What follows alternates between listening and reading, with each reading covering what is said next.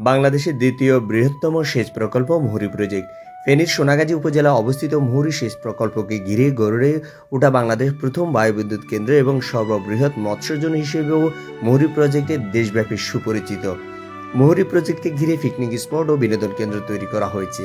দেশের বিভিন্ন স্থান থেকে ভ্রমণকারীরা প্রাকৃতিক সৌন্দর্যে পরিপূর্ণ মুহুরী প্রজেক্টে আনন্দময় সময় কাটাতে আসে। নদীর ধারে গাছের নিচে বসে শান্ত শীতল পরিবেশ দেখে মনে আনে প্রশান্তির ছোঁয়া। উপভোগ করা যায় বিভিন্ন অতিথি পাখির দুরন্তপনা। মুহুরী প্রজেক্টে জোরারগঞ্জ সড়কের উপর নতুন একটি সেতু হয়েছে। নতুন সেতুটিও পর্যটকদেরকে বেশ আকর্ষণ করে।